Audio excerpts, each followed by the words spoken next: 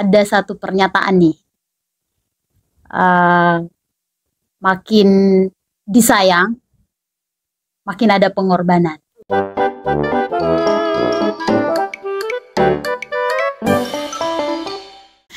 Hai, kembali lagi dengan kami pada momentum ini.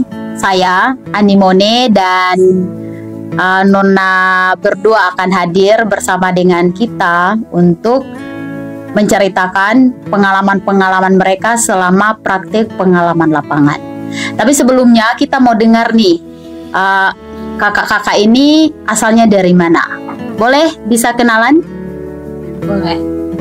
Silahkan. Nama kata saya. Wah, tak kenal maka tak sayang. Jangan tinggal. Wah, luar biasa. Oke, boleh kenalan Kak? Iya, biar kita semakin disayang. Ya, aku mau sayang kakak soalnya.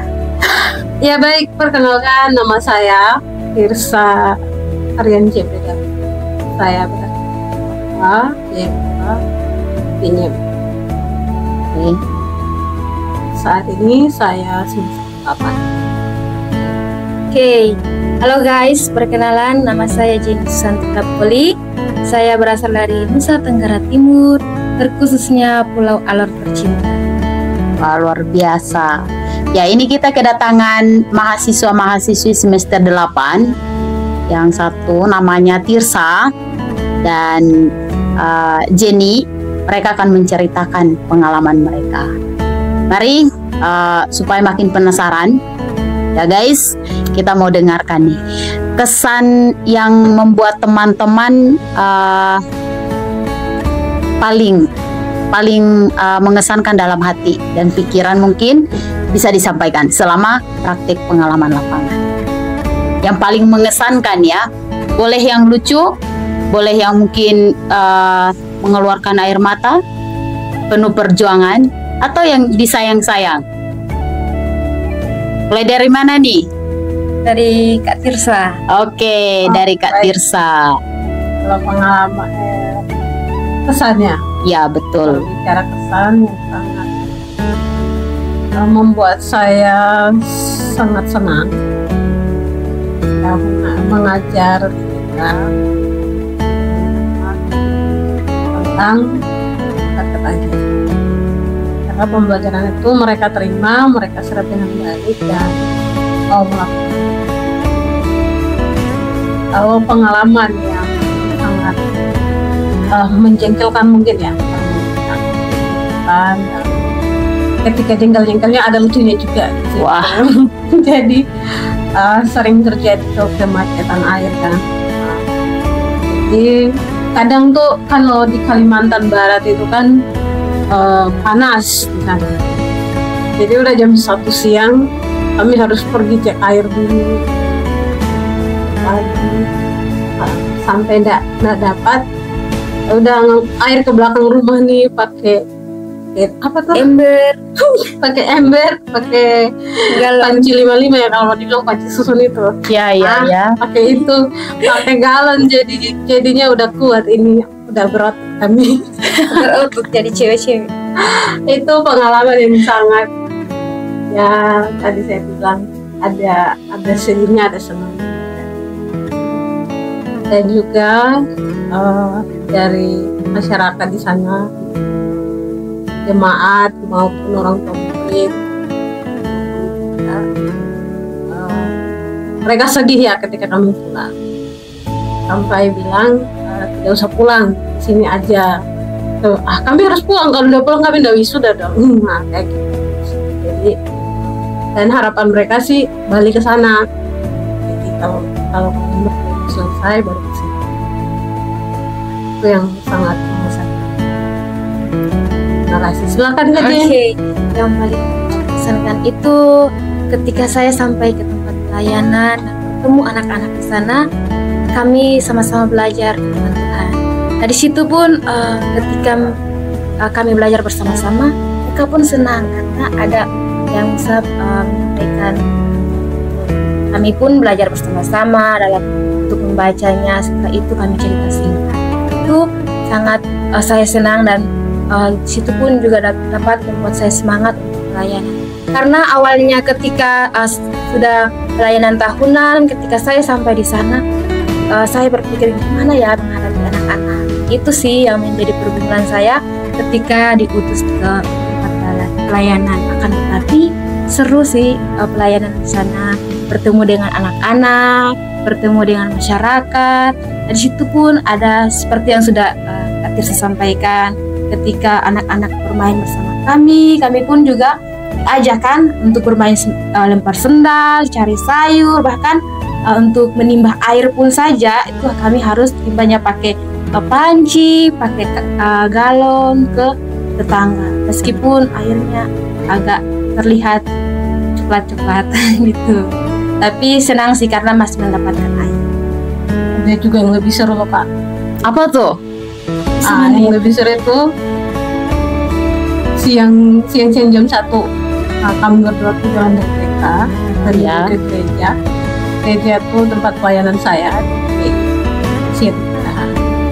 Nah, jadi dari Sekabuk kami itu berjalan lagi ke gereja. Nah, itu jam 1 siang kadang kami pakai sweater, kami pakai topi. Kami pergi tujuannya untuk belajar bersama-sama dengan anak-anak. Itu setiap Sabtu jam 2 siang. Dan di situ belajar membuat kami juga kreatif. Ya, kalau mau. Jadi bagaimana kami menciptakan pembelajaran di situ pembelajaran yang menyenangkan, tetapi juga bisa mengajarkan mereka untuk membaca. Dari gembalanya juga mereka minta untuk belajar. Jadi itu pengalaman yang sangat mengesankan. Demi anak-anak, meskipun panas kami harus pergi untuk melayani mereka. Dan hal itu yang mereka ingat sampai hari ini. Oke. Ya, dari hal yang mengesankan buat teman-teman, ada satu pernyataan nih. Makin disayang, makin ada pengorbanan. Ya kan? Harus dong. Iya dong, karena semakin mencintai pelayanan ya, apalagi anak-anak.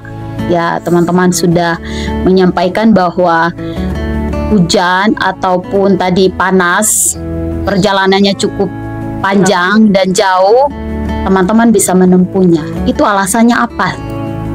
Penasarannya, kenapa sampai teman-teman mau untuk jalan terlalu jauh, panas, sampai ada yang tadi menyampaikan bahwa memakai sweater yang harus panjangnya seperti apa juga saya tidak terlalu tahu gambarannya.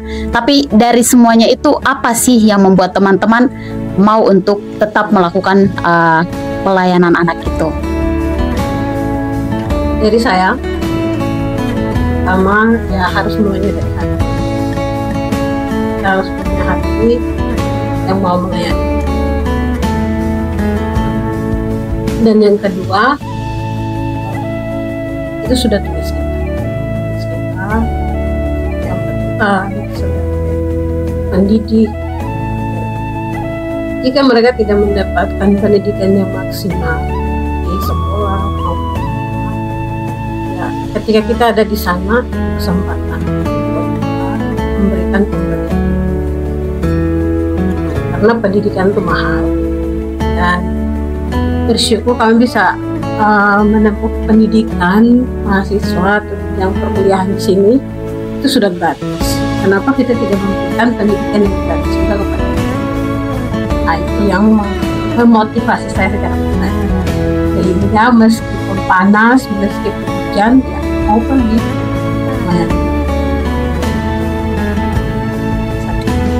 Oke, dan saya itu melihat antusias anak belajar. Nah, jika disampaikan oleh Kepala lewat Kak Tirsa, dan Kak Tirsa menyampaikan kepada saya karena di situ tempat ibadahnya Kak Tirsa, tempat pelayan Tirsa. Nah, di situ Kak Tirsa menyampaikan bagaimana kami mau pelayan ke sana. Di situ, sebelum kami melakukan pelayanan itu, kami pergi melihat dulu anak-anak. Di situ saya melihat mereka sangat siap belajar. Makanya saya memutuskan untuk mengikut apa yang disampaikan oleh Kak Tirsa, bagaimana kami mau melayani anak-anak. Nah, ketika melihat kondisi dan perjalanan yang jauh, situ kembali kepada hati saya lagi, bagaimana kamu memberi hati untuk pelayanan anak-anak. Karena di situ mereka antusias. Ketika saya tidak mau memberikan hidup saya untuk melayani mereka, gimana gitu kan? Karena mereka sangat antusias. Ketika kita tahu hal yang baik untuk kita lakukan, kalau kita tidak melakukan, kan kita merasa bersalah gitu. Itu sih yang saya senang melihat anak-anak, karena melihat mereka antusias gitu. Antusias belajar. Oke. Alasannya. Wah, keren nih. Menyentuh anak itu atau pelayanan anak itu harus dengan hati, ya kan? Yang pastinya itu tulus. Oke. Ada satu pertanyaan nih. Kalau seandainya ya, ya mungkin bisa jadi. Oke, seandainya Kak Tirsa ataupun Kak Jenny nih dikembalikan melanjutkan pelayanan yang ada di sana, melayani anak mungkin, melayani orang dewasa, apa yang mau teman-teman lakukan? Silakan Kak Jenny. Oke, saya lakukan itu ketika melihat anak-anak yang, karena di sana yang sesuai apa yang sudah kami lihat, anak-anak itu dari si kelas maaf tapi yang pas kelas 6 itu mereka belum bisa baca dengan lancar. Nah, di situ yang ketika saya melakukan pelayanan di sana, hati saya tuh tergerak untuk maksudnya mau menolong mereka ketika untuk belajar gitu kan. Bukan karena mereka belajar di sekolah, kan waktunya terbatas. Ketika mereka di rumah pun orang tua mereka kan sibuk. Nah, kami ketika di TK sudah selesai belajar, situ kan waktu kami kan masih ada gitu. Itu yang maksudnya menolong saya untuk bagaimana mau menolong mereka belajar gitu. Bisa baca, bisa untuk menolong mereka dapat pelajaran. Oke. Dari Kak Tirsa gimana? Sepertinya sehat. Wah, tim yang solid ya. Sepertinya sehat. Karena yang saya lihat juga seperti itu. Kalau Tuhan izinkan kembali, saya rindu memberikan waktu kita sudah bersama. Karena itu sudah bagian dari interaksi. Sama-sama baca, berusaha memahami tentang sesuatu. Jadi itu juga kerinduan saya. Kalau kerja mungkin bisa lebih kerjasama untuk anak-anak, karena passion saya juga adalah remaja.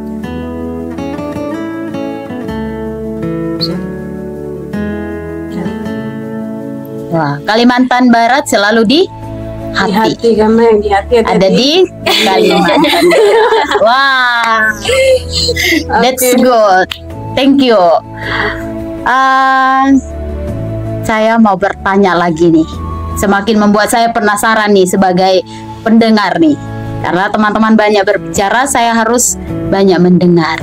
Dan ketika mendengar, saya juga mulai ada pertanyaan-pertanyaan yang numpuk di kepala nih. Keluarkan saya. Maka itu saya perlu keluarkan nih supaya saya puas, teman-teman juga puas gitu. Ya, betul. Yang membuat teman-teman bisa menginspirasi orang lain melalui kisah teman-teman itu apa? Satu hal saja. Yang kita kalau lihat ya, dunia akhir-akhir ini, jangan dunia juga lah ya, Indonesia. Kaum muda di luar sana, mereka pasti bingung nih, saya mau kemana? Tetapi melihat semangatnya teman-teman yang muda-muda nih, dengan teman-teman bisa melakukan sesuatu dan menginspirasi anak-anak muda yang ada di luar sana, yang bisa teman-teman lakukan itu apa? Yang bisa menginspirasi melalui pelayanan lapangannya teman-teman selama di Kalimantan Barat, ya, Kalimantan Barat itu apa? Itu menginspirasi, ya. Menginspirasi mungkin kalau dari saya Jadi saya pertama ya mungkin karena saya sudah terlatih dari sini, jadi berikutnya pemimpinan organisasi. Jadi kalau di sana ya, kalau di gereja saya nggak ada pemuda, ya sedikit. Jadi ibadah pemuda itu jarang dan tidak. Kalau di tempat yang lainnya ada. Nah, jadi kebetulan kami akrab bersama pemuda-pemuda yang lain. Jadi di sana ketika waktu itu dipersiapkan kami untuk jadi panitia untuk mengadakan retreat di gerejanya sendiri. Kita gereja apa? Kita di Wahmandi. Kita itu gereja Protestan Kalimantan. Jadi kami di situ karena sudah terlatih ya, di situ juga selama 5 video juga. Jadi sampai di sana ya, bagian mengatur acara, segala sesuatu ya dikerjakan. Jadi mereka minta kami, dan tadi saya sudah bilang kepercayaan ya, mereka memberikan kepercayaan kami untuk melakukan hal itu. Dan saya sering kalau salah, misalnya salah atau belum sesuai nih pekerjaannya, saya langsung ke ketua pemudanya. Begini loh kalau mau gitu. Nah, jadi di situ juga ya dia merasa tertolong, tidak jadi. Jadi lewat, jadi sudah diberikan. Itu menginspirasi bagi mereka yang lain. Silakan Kak Jenny. Ya, seperti yang tadi kepercayaan. Nah, kita meskipun saya orangnya untuk memimpin masih ada sedikit, seperti ketika diberi kesempatan karena di lapangan itu kan masyarakat tahu, anak-anak tahu kalau kita itu boleh mahasiswa. Nah, ketika di situ diberikan kesempatan mungkin ya, saya berani untuk melangkah hati, saya berani untuk memimpin mereka. Seperti yang saya sampaikan oleh Pak Girs, kalau bagaimana kita harus beranikan diri, jadi memberanikan diri sendiri ketika perjalanan di atas.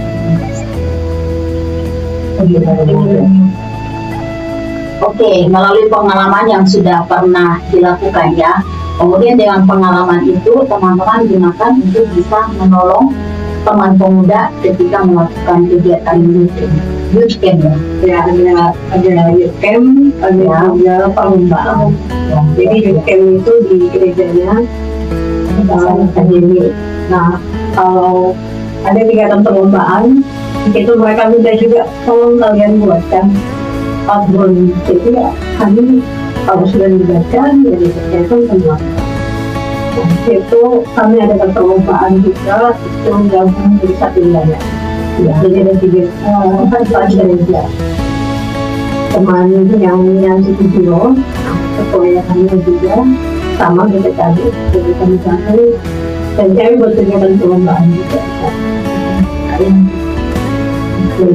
Banyak kepercayaan kita, kami juga semakin inspirasi mereka, jadi juga mereka. Ya, jadi mau dikatakan dari pengalaman pribadi bisa membuat satu event dan itu jadi pengalaman bersama, ya kan tadi disampaikan. Wah, luar biasa. Oke, melalui hal-hal yang sudah teman-teman lakukan, yang pastinya memacu diri kita untuk semakin belajar sesuatu ya, supaya ketika kita menolong orang lain paling tidak kita juga punya sesuatu untuk kita bisa beri untuk orang tersebut. Dan itu memacu pertumbuhannya teman-teman. Dan selama proses itu teman-teman merasa pertumbuhan saya yang paling kalau mau dibilang skalanya mungkin bisa skala 7 itu atau skala 8 bisa jadi. Itu bagian apa? Kepemimpinan mungkin, atau semakin meneguhkan panggilan saya. Ternyata panggilan saya itu untuk melayani anak-anak yang ada di desa. Atau saya lebih dekat lagi dengan Tuhan. Nah, yang bisa teman-teman sampaikan yang paling menolong teman-teman secara pribadi untuk bertumbuh itu dalam hal melalui pengalaman-pengalaman yang tadi sudah teman-teman sampaikan. Bertumbuh dalam cinta. Wah, cinta yang seperti apa nih? Penasaran ya kan? Penasaran. Bertumbuh dalam cinta, oke, cinta kepada Tuhan, pastinya ya kan ya. Jadi meskipun kami itu nggak ada ibadah paling bersama seperti di Jakarta, tapi ketika di sana, ya meskipun sesibuk-sibuk ya kami, ketika kajian saat tadi beribadah, saya memahami hal itu dan tidak punya. Jadi ya pertumbuhan pribadi semakin cinta Tuhan juga ada, semakin cinta anak-anak di sana juga ada, semakin cinta masyarakatnya juga ada. Seperti itu. Ada nggak cinta untuk dia? Asik. Untuk dia juga sepertinya apa ya? Personal ini. Kalau untuk dia personal. Oke, personal yang kita bahasnya. Oke. Kembali ke laptop. Kembali pada awalnya. Oke.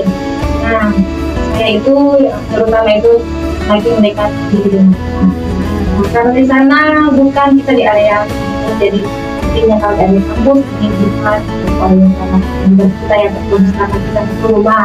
Ketika mungkin jam teduh, berarti semuanya satu, belajar berdoa untuk sama-sama berdoa. Tapi kalau di lapangan harus kembali pada diri kita sendiri. Ketika kita mengalami sesuatu yang buruk, nah, sumbernya pada Tuhan gitu. Awalnya kita datang kepada Tuhan. Ketika kita sudah sampaikan semua yang kita alami Tuhan, itu kan ada satu hal yang kita dapatkan. Ketika kita contohnya dalam masalah, nanti saya harus sampaikan kepada siapa dulu kan, terutama kepada Tuhan Yesus. Ketika kita sampaikan ke Tuhan Yesus, jadi itu yang membuat saya semakin kuat ketika kita mengalami hal sebelum apapun bersumber dari Tuhan Yesus. Kedua itu pada anak-anak ini, seperti saya alami itu ketika sebelum saya berpengalaman perjalanan itu, saya menghadapi anak-anak seperti apa gitu ya. Karena saya penasaran pula itu, saya dalam mengontrol emosi pun belum bagus. Karena ini anak-anak, kan ketika sampai di sana kita sini kan berbeda bahasa juga, harus benar-benar pahami anak. Kalau saya tidak mengontrol emosi dalam komunikasi dengan anak, itu menjadi halangan saya untuk karena kita melayani anak bukan dengan emosi dan juga dengan masyarakat seperti yang disampaikan oleh kita, mereka pun benar-benar itu dari kepercayaan mereka untuk kami ganti. Oke, menarik ya. Saya menggarisbawahi tadi menyesuaikan bahasa. Ya, Bahasa daerahnya. ya bahasa daerah itu yang pastinya agak sulit ya, karena ini Kak Jenny dari Nusa Tenggara Timur, beda bahasa. Nah, gimana bisa dikasih tips lah ya? Tips untuk kakak bisa melakukan pelayanan anak dan bisa dekat dengan anak-anak itu yang tadi saya menggarisbawahi kata beda bahasa itu. Caranya seperti apa? Tips sederhana boleh disampaikan? Sederhananya itu ketika saya melihat kalau anak yang contohnya si A ini kan bahasa daerah Kristen satu, B itu bisa pakai bahasa Indonesia sama daerah. Nah itu ya saya ketika bermain sama-sama, saya cari anak yang bisa terjemahkan gitu. Nah jadi ketika kami bermain bersama-sama, nah anak-anak yang lain pakai bahasa daerah, situ saya panggil dia untuk gimana kalau kata untuk nape itu kan belum, dari situ lah kalau nape berarti belum. Contohnya kalian udah makan, mereka bilang nape bu, itu apa ya? Jadi saya tanya anak yang bisa itu bahasa daerah di sana. Jadi di situ sih perlahan-lahan dapat mengerti. Yang dari sebelum saya tahu bahasa mereka itu, saya belajarnya dari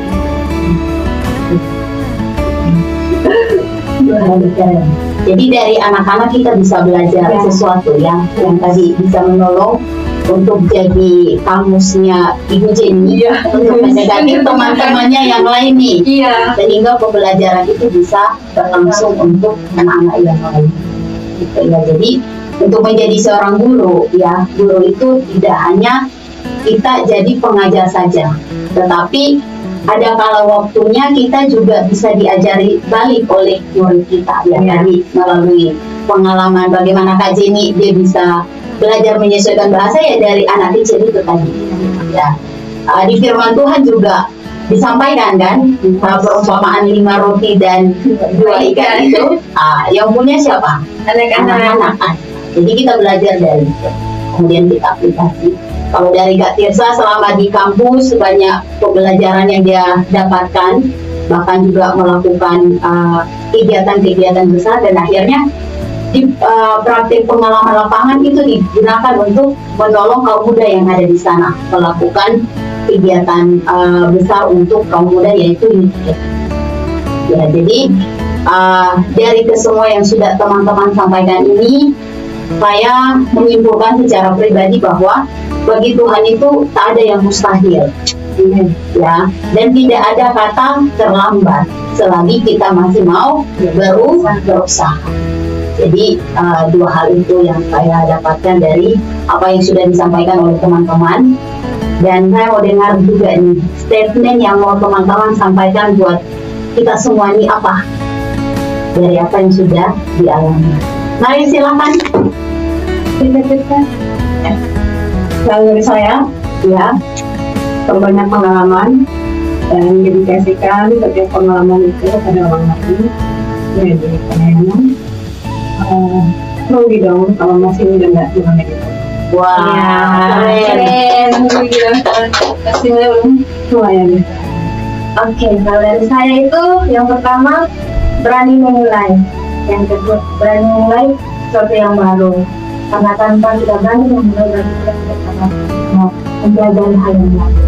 Ketika kita sudah mendapatkan hal yang baru, berarti harus benar-benar melakukan itu yang kita, bukan hanya untuk pribadi, tapi untuk yang lain. Oke, terima kasih untuk waktunya, pengalamannya. Tuhan memberkati dan say goodbye semuanya. Dadah.